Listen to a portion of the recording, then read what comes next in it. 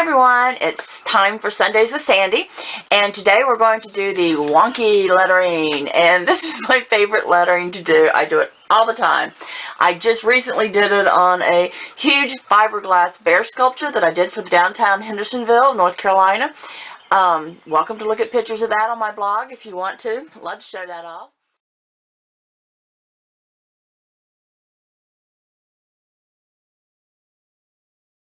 But in the meantime, let's work on this. Now, wonky lettering is extremely easy. Okay, here's your little sheet. It'll be printed out on the blog so that you can grab that and copy and paste it or print it out, whatever you like to do. And when I do this font, I use two different size pens. Okay, that's just normal.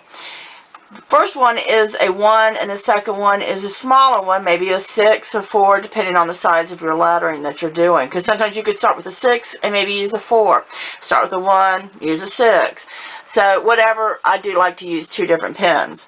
Now wonky lettering starts off as a monoline lettering, and monoline is nothing more than straight lines. Okay, so this is a W. Now being that I've done it big, I can do it with this one. Okay, what I'm doing is making tabs at the top of any part of the letter that sticks out. Okay, so there is a W. Okay, and because, like I said, it's nice and big, I can use the same pen. Now, if I wanted to do something smaller, though, let's say another W, but let's say we were doing it more like that, this pen would make it too large on the tabs. That's what I call those little wings that stick off the letters. And this is why I go to a smaller pen. And I make my tabs that way, and then just color them in. So again, it's monoline lettering. You can do anything you want, okay, a T. Anytime you have any of these little ends, okay, you want to put your tab on them. A tab really, just looks like a triangle. That's all that is. See, little triangle. If I did that real big, your tab looks like a triangle. And you do not have to have an exact triangle because this is wonky lettering. And then you just take your pen and you just color in that. Now, when you do this, you're going to have sometimes this little mark here where your triangle or your tabs are meeting and crossing over each other. I don't worry about that. What I do at the very end when I got all my letters done is I go back over that outside edge and clean that up, okay, and bring that down into the monoline. So it graduates from a thick to a thinner line. Okay, and that's wonky lettering. Easy peasy, simple to do. There's just so much going on at the blog today. I just don't want to make this a really long video or a real difficult lettering. So enjoy, have fun, play along. I know you want the prizes, so play along and show us your things over on the Frosted Design page, and let's get to work.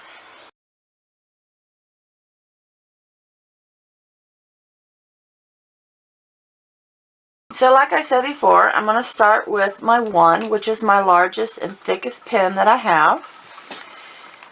And I'm going to just do my lettering. So here is the base of the words, and then I'll come back and do the wonky part.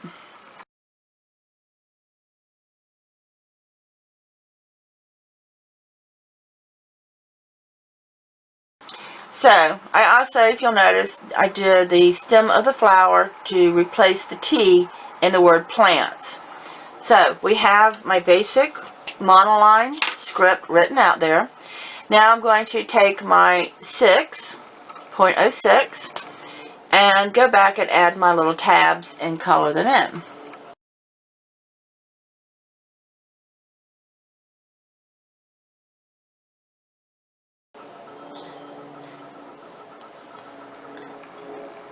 And to be honest, at this point, I'm not real concerned about being that neat. I go back afterwards and straighten any lines up or anything that's not real neat.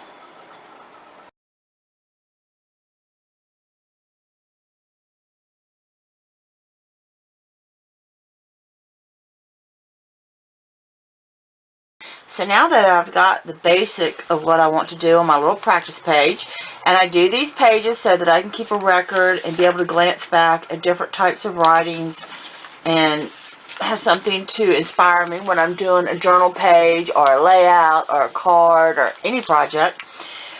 Now I'm going to go through and tighten up these lines. So when I say that, it means smoothing out, going around maybe the outside edges, or coloring in if I've left a spot. Anything like that will sharpen them up, and it makes it look a little bit more professional when you do that. So I always recommend everybody to go back over their work. It just gives it a cleaner and crisper line.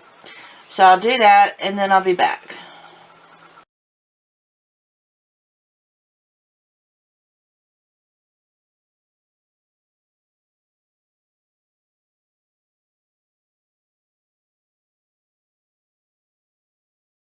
Now that you can see that I've gone back over my writing here, and you can see that it does look crisper. I'll have a little close-up picture for you to look at. What I'm going to do next is I'm going to color in my flower before I draw over the lines, because when you color in, sometimes when you color over the black lines, it can fade them and the black lines don't look as sharp and crisp. So I'll color in, then I'll go back over these black lines.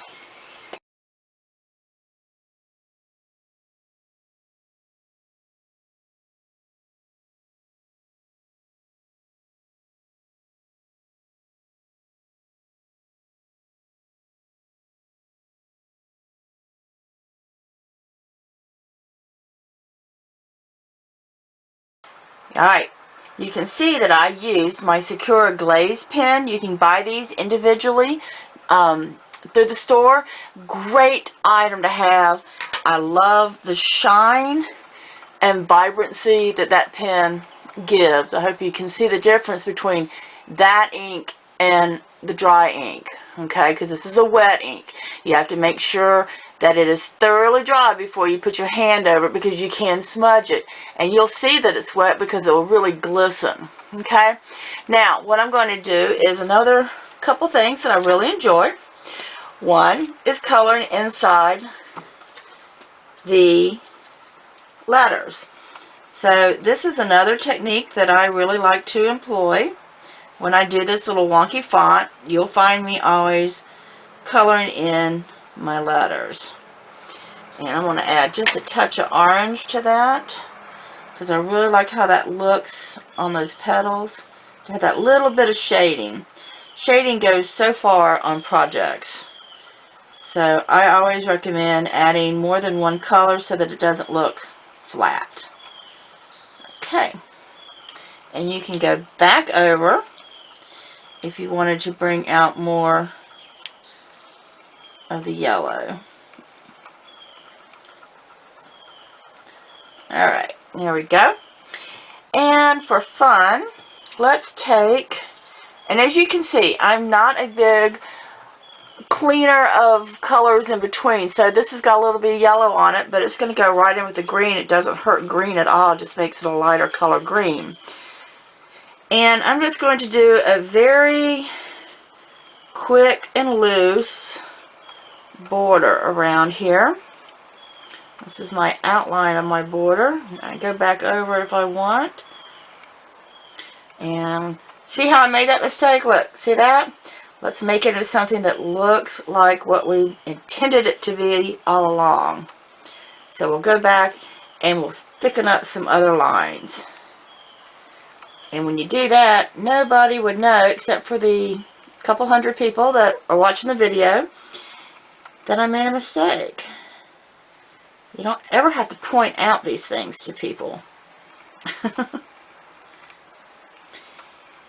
And then I'm going to do something that the whimsical book gave us as far as working with your writing.